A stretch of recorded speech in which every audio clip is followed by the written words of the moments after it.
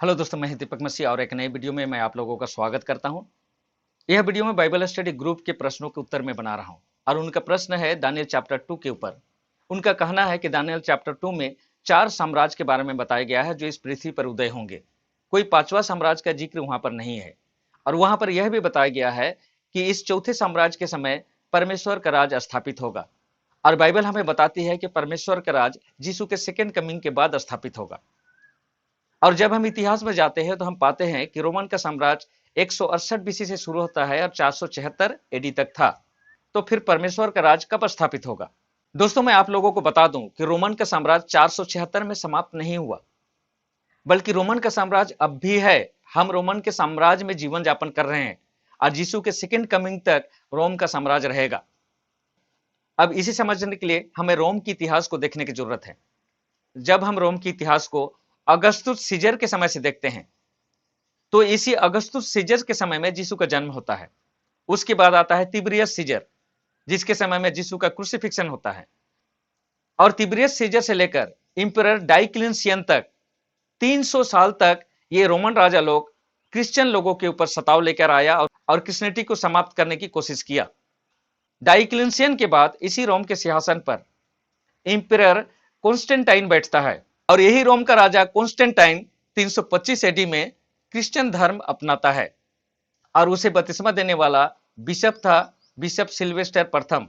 और यही रोम का राजा कॉन्स्टेंटाइन 330 एडी में अपना राजधानी ट्रांसफर करता है कॉन्स्टेंटाइनोपल, जो वर्तमान समय में तुर्किस्तान का इस्तांबुल है, और उसी रोम के सिंहासन पर सिल्वेस्टर प्रथम को राजा के रूप में बैठाता है।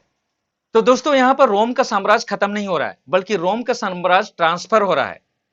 यानी पहले सिकुलर राजा लोग उस रोम के साम्राज्य में बैठते थे और राज्य करते थे, लेकिन उसी सिंहासन पर अभी रोमन कैथोलिक चर्च का पोप बैठता है राजा के रूप में और शासन करता है।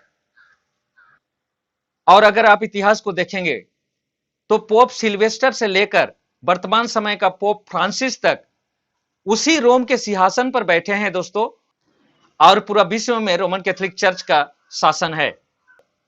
वर्तमान समय में विश्व का ऐसा कोई भी देश नहीं है दोस्तों जहां पर रोमन कैथोलिक चर्च का शासन नहीं है। इसी बात को प्रकाशित वाक्य 13 अध्याय में समझाया गया है। अगर प्रकाशित वाक्य 13 अध्याय का 1 और 2 पद को पढ़ें तो कुछ इस तरह से लिखा हुआ है। तब मैंने एक पशु को समुद्र में से निकलते देखा जिसके 10 सिंग और 7 सिर थे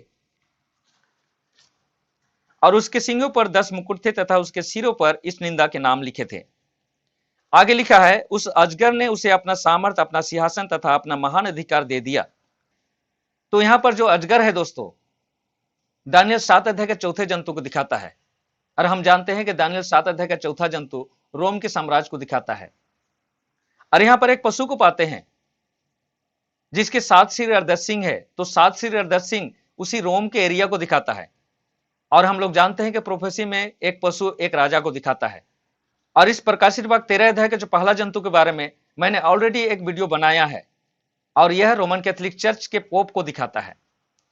तो रोमन कैथोलिक चर्च के पोप को रोम के साम्राज्य से ही सिंहासन मिलता है और वही सिंहासन पर अब भी पोप फ्रांसिस बैठा हुआ है। तो मैं समझता हूं आप लोगों का जो डाउट था, आप लोगों का प्रश्न था, उसका उत्तर मिल गया होगा। तो यह वीडियो मैं यहीं पर समाप्त करता हूं। मिलता हूं अगले वीडियो में। तब तक परमेश्वर के आशीषों का आनंद उठाइए। परमेश्वर आप लोगों के साथ हो। धन्यवाद।